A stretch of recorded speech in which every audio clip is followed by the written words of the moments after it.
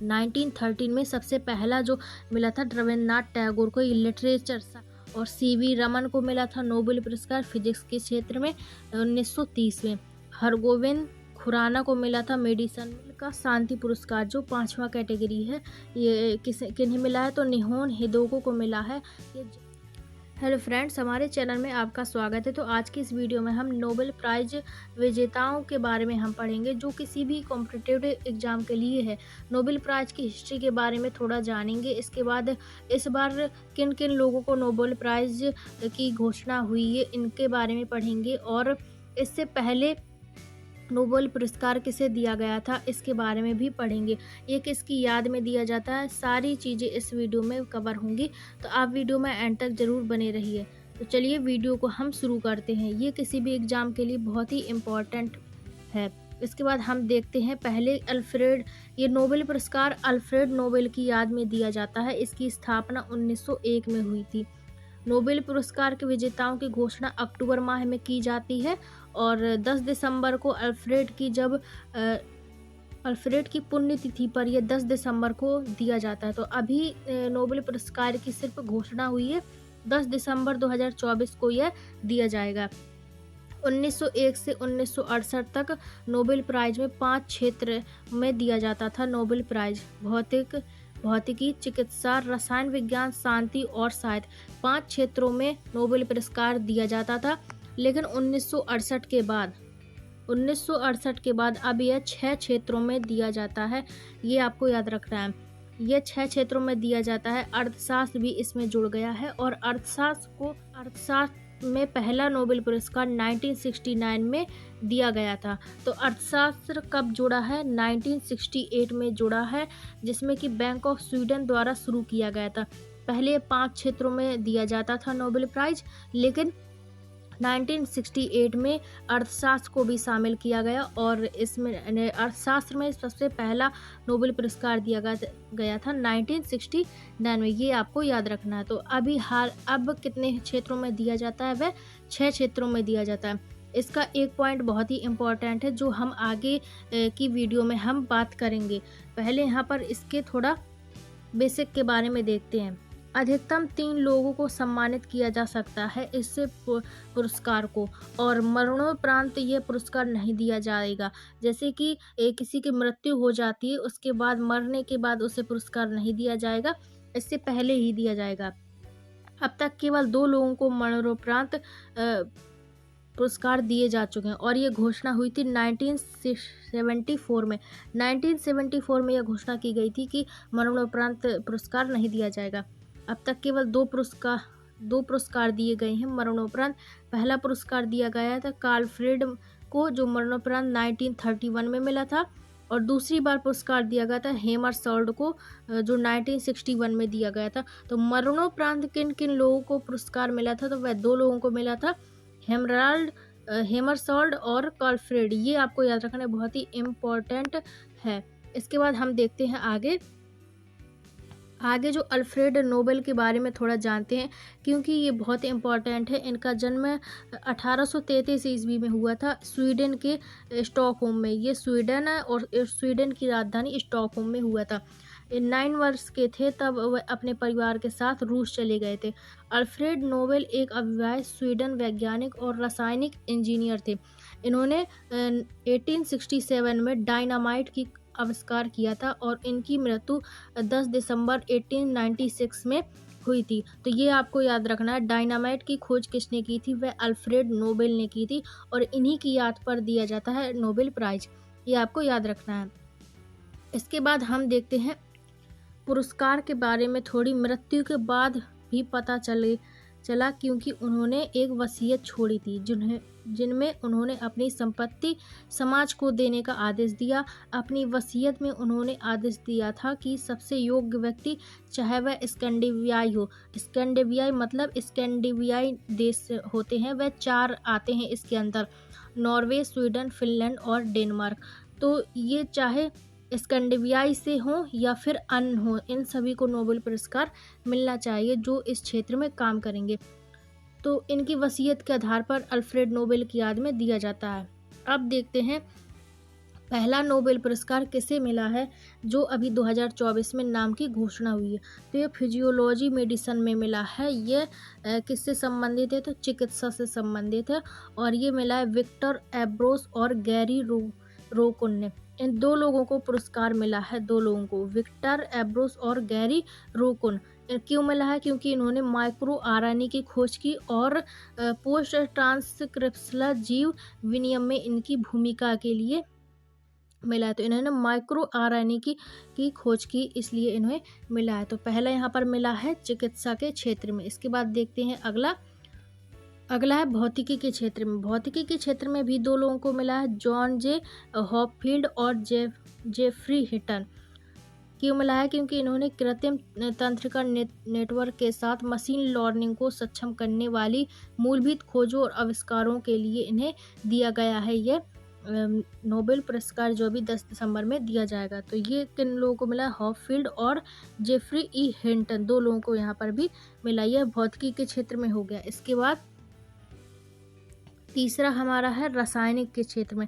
रासायनिक के क्षेत्र में दिया गया है David baker, computational protein design के लिए इन्हें दिया गया है, और डेमिस हस्बिस और जॉन एम जम्पर प्रोटीन की संरचना के भविष्यवाणी के लिए गए थे। ये 3 लोगों को दिया गया है।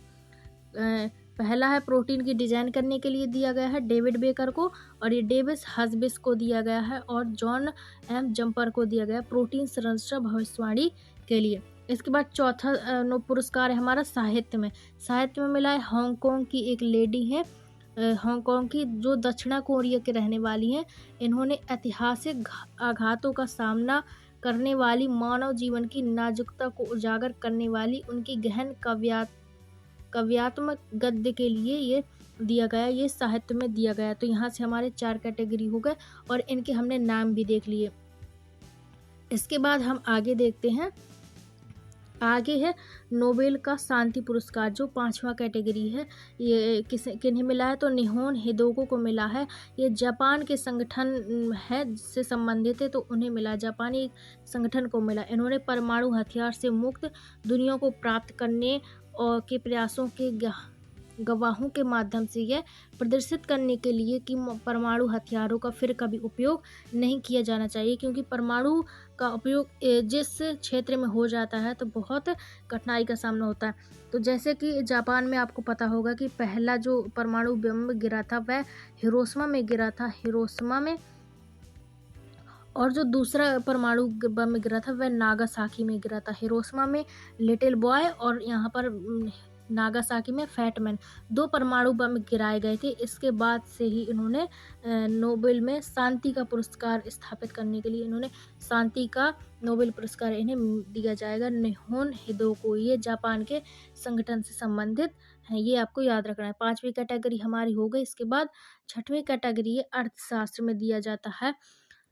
डेराल एस मोगलू और साइमन जॉन और जेम्स रॉबिन्स को मिला है संस्थाएं कैसे बनती और समृद्धि को कैसे प्रभावित करती हैं, इसके अध्ययन के लिए इन्हें अर्थशास्त्र में मेडल दिया गया है। ये नोबेल पुरस्कार में हमें क्या क्या दिया जाता है? तो नोबेल पुरस्कार में जो उनका एक गोल्ड मेडल होता है वो दिया जाता है, और उसके साथ कुछ राशि और सर्टिफिकेट दिया जाता है। ये दुनिया का सबसे प्रतिष्ठित पुरस्कार है नोबेल पुरस्कार। इनमें से सबसे पहले भारत में किन किन लोगों को नोबेल पुरस्कार मिल चुका है, इनके बारे में हम जानते हैं, क्योंकि बहुत इम्पोर्टेंट है। रविन्द्रनाथ टैगोर को 1913 में मिला था। 1913 में सबसे पहला जो मिला था रविन्द्रनाथ टैगोर को, लिटरेचर साहित्य में मिला था। और सीवी रमन को मिला था नोबेल पुरस्कार फिजिक्स के क्षेत्र में 1930 में। हरगोविंद खुराना को मिला था मेडिसिन में 1968 में। मदर टेरेसा को मिला था नोबेल पुरस्कार शांति के क्षेत्र में मिला था 1979 में। सुब्रमण्यम चंद्रशेखर को मिला था फिजिक्स के क्षेत्र में 1983 में मिला था। अमर्त्य सेन को मिला था इकोनॉमिक्स में 1998 में मिला था। विक्रमन रामकृष्णा को मिला था केमिस्ट्री में 2009 में। खैलिस सत्यार्थी को मिला था शांति के क्षेत्र में 2014 में, और अभिजीत भंजीरी को मिला था इकोनॉमिक्स में 2019 में, और एक मिला था 2001 में। 2001 में मिला था पाउल। पाउल का यहाँ पर नाम मेंशन नहीं है, तो ये आपको याद रखना है। पाउल को मिला था 2001 में। पाउल को मिला था 2001 में। ये आपको एक और ऐड यहाँ पर करना है। तो अभी तक 10 लोगों को नोबेल प्राइज मिल चुके हैं। इसके बाद आगे बढ़ते हैं, और सबसे ज़्यादा उम्र के लोगों को मिला है यहाँ पर। तो यहाँ पर देखते हैं सबसे ज़्यादा की उम्र में किन्हें मिला है। जॉन गुड इनफ सबसे उम्र दराज नोबेल पुरस्कार विजेता है। विज्ञान के क्षेत्र में इन्हें दिया गया था। पुरस्कार जीतने वाले अमेरिकी रसायनिक जॉन गुड इनफ को लिथियम आयन बैटरी के उत्पादन में क्रांति लाने के लिए सम्मानित किया गया था। ये सबसे उम्र दराज हैं जिन्हें नोबेल प्राइज विजेता है। इसके बाद सबसे कम उम्र की नोबेल पुरस्कार विजेता है पुरुषों में लॉरेंस बेक जो 25 वर्ष की हैं। महिलाओं में मलाला यूसुफजई जो 17 वर्ष से कम उम्र में ये पुरस्कार प्राप्त किया है। 2 बार नोबेल पुरस्कार किसे मिला है, तो 2 बार नोबेल पुरस्कार मैडम क्यूरी को मिला है। मैडम क्यूरी को 2 बार नोबेल पुरस्कार मिला है। ये आप देख सकते हैं, ये मैडम क्यूरी की तस्वीरें, जिन्हें मिला है भौतिकी में रेडियोधर्मिता की खोज में, और रसायन विज्ञान रेडियम की खोज में इन्हें मिला 1911 में। तो 2 बार नोबेल पुरस्कार विजेता बनी है मैडम क्यूरी, ये आपको याद रखना है।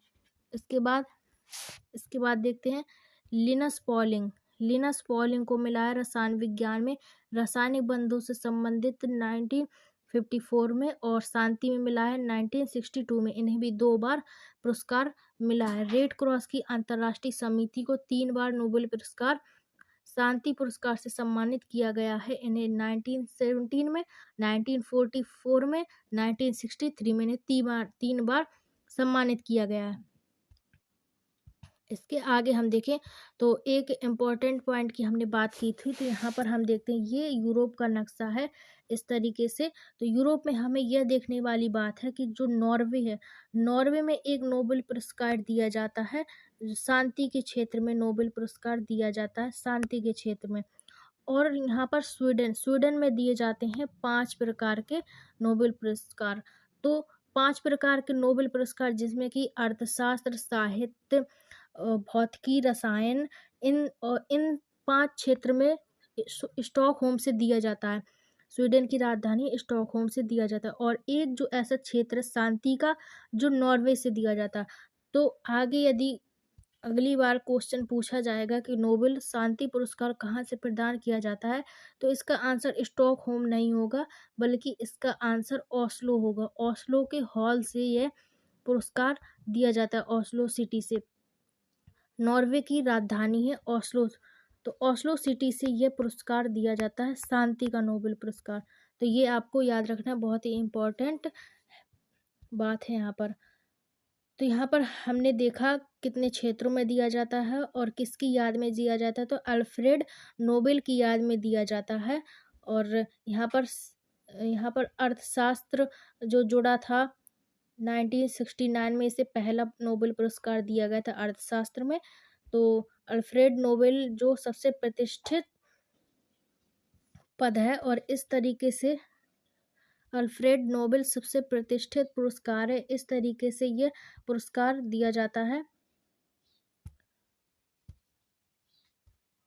इस तरीके से पुरस्कार दिया जाता है। इसके साथ एक जो सर्टिफिकेट है वह सर्टिफिकेट दिया जाता है, और कुछ धनराशि दी जाती है। एक मेडल को सिर्फ 3 लोगों के अंदर ही विभाजित किया जा सकता है। मतलब यदि 3 लोग विजेता है तो एक मेडल में 3 लोग हो सकते हैं, इसके आगे नहीं हो सकते। तो ये थी हमारी क्लास जिसमें कि हमने नोबेल के पूरी जानकारी देखी कि कब शुरू हुआ था, किसकी याद में दिया जाता है, और अभी किन किन लोगों को यह मिलने वाला है दिसंबर में। तो आई होप आपको वीडियो पसंद आए, तो लाइक शेयर सब्सक्राइब जरूर करें, और वीडियो का अंत तक जरूर देखें, जिससे कि कोई भी डाउट ना रह जाए। तब तक के लिए धन्यवाद। Thank you so much. जय हिंद।